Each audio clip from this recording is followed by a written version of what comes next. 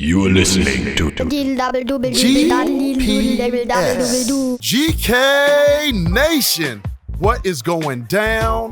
What is going down? Yo, I'm back, and I took a break, and I had some chicken fingers, and I ran across somebody who is going to blow your mind with what he's doing out here at the Lilac City Spokane Comicon. I've run into Quenton Shaw, who has a great business, and we're going to allow him to express and show you what's going on. For all you artists out there who are looking for someone, this is the man to get in contact with. But I'm not going to take up all his shine. I'm going to let him say what he got to do. So Quenton, man, let the people know who you are and what you do. Well, what I am is I'm an independent creator and publisher of comic books. What I am essentially, Charles, is a writer. Okay. I have always loved comics because I think it's a great medium to tell stories. And I try to attend as many of these conventions as I can. But I got to tell you, it's really difficult to try to get into the business if you don't really have a passion for it. So I've always wanted to get into the comic book industry, and what I've done, I've managed to come up with a system and get enough intrinsic knowledge to meet artists via convention venues like this. Right. And social media has helped broaden that search. And I've been able to put out several titles over the years under an imprint that I call Quality Entertainment Works, also known as QEW or Q Publishing. Okay, that's what's up. So what are you doing yourself right now? Do you have any projects that you yourself are writing right now? Absolutely. I'm working on several projects right now. One of them is a developing project that I'm collaborating with an actual live character model. Oh, wow. She is a erotic model. Okay. But I liked her likeness, of course, and I decided to ask if she wanted to be in a comic book. She said yes. So we worked out agreement. There's a couple of them who are like that, a couple of models. One of them is a noir film series style comic called P.I. McQueen, which is set in the 1940s, right after World War II. That's a little... It's all going to be in black and white. That's a little different. A little film noir. The other one is a graphic horror comic called The Bugs Next Door. And that one is about a lady who works by herself at home and realizes the new family that moved next door to her are not what they seem. They're actually bugs that look like human beings. So I mean, that's odd. You know what? I want that one. I like that one. Yeah. I established Q Publishing back in 2003. Okay. And the idea was like, I needed an imprint. I needed a brand. I just want to put my name out there. I wanted to create a presence under a single banner. And so I thought if I was able to create my own properties, I would put those books under that banner, and I'd be able to market them more effectively as opposed to myself. Granted, I am the face of Q Publishing, but when you're working with a number of people who are willing to collaborate you on a large scale basis over a time period under production like a comic book, right? You do need something bigger than yourself. This is just my opinion. I think you need a brand. You need something that will draw people in. That they're saying they're working for an entity, not just a person. They're working for something that's much bigger. That's awesome. Okay, so let's turn the curve a little bit. Okay. What is something that you, because you're a writer. Most essentially, yes. Yeah, I was gonna say. So, what would you like to write? Oh, that's a great question. I'm glad you asked, Charles.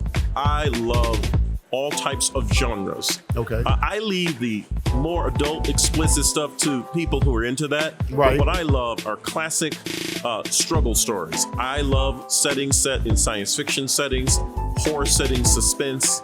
I even like the occasional whodunit. I like fantasy. Okay. You know? I even like a little humor every now and then. I love writing all kinds of stories. The main thing is just the story. The story has to be character driven. It's got to be compelling, and it's got to be a story people can get into. It's something that intrigues them. If it has that first page, my 3-page rule, if it doesn't interest them in 3 pages, right, not doing what I'm supposed to do as a writer. I got to grab them. It's like a film, the first 5 minutes of a film, you want to grab them. And it's hard to write like that. I mean, because there are so many stories that have all been told. The trick is you got to find a twist, an angle, that hasn't yet to be explored or not exploited to an extent where people would think about, hey, I've never quite thought of that way. You know, the Bugs Next Door story, there may be several incarnations as an example of that story. There is a comedy satire film called Meet the Applegates that starred several actors that played bugs. There were cockroaches disguised as people, but that was all tongue-in-cheek humor. There was a horror film by the great Guillermo del Toro called Mimic. That was also about bugs. So I said, you know what? I can do something like that. Now, it's not so much as an homage. It's more of an inspiration. So an example of that is that's what I like to write. I like to write stories that inspire me, that give me an idea like, I wish I could tell a story similar, but different with a twist on it. That's what's up. You see that, people? Real storytelling, not this quick. I know our attention spans have gotten like this, but we need that real, drawn out, giving you some deep insight on what's going on in A, B, C, and D, not just in A and E. There's stories like that. You know, these movies nowadays, they've lost that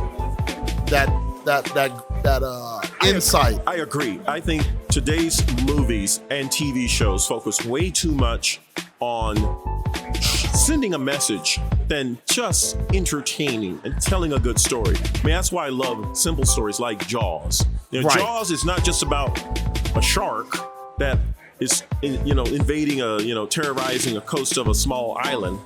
It's also about three men, if you look at it. Exactly. One man who is terrified of the water. You never killed him in the water with a shark.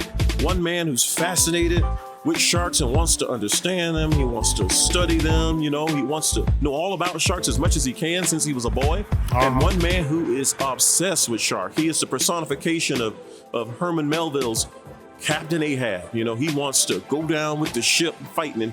And that part of the story doesn't begin until you get right toward the end when they're all three on that boat. When they're all on the boat. And that's pretty deep if you just look at a movie. But for me, when I watch a movie, I look at what's really essential about the movie. What is this story about? Is it just about a fish? Is it just about a shark terrorizing people off an island coastal town? Or is it about three men? Well, it's about both. Actually, it's about both. Each man facing his fear, one man facing his passion, and another man facing his obsession. Oh, man. See that, people? Substance. We need substance. So we gonna break this down and we gonna mellow out a bit. So let them know how they can get in touch with you, how they can find you, and then we'll wrap this up. Thank you, Charles. Q Publishing products can be found at www.qpublishing.com. That's QEW, the word publishing.com, all one word. You can also find me on Facebook. I have a Twitter account under my name, Quenton Shaw. And you can follow me on Instagram too. Thank you, Charles. Not a problem. So all of you artists out there, you writers, all those trying to get in some kind of media form business that you put down to put out there, give this man a jingle on his line. And let's see if we can get you doing some things. And again, like we always say, peace out together, not apart. GPS.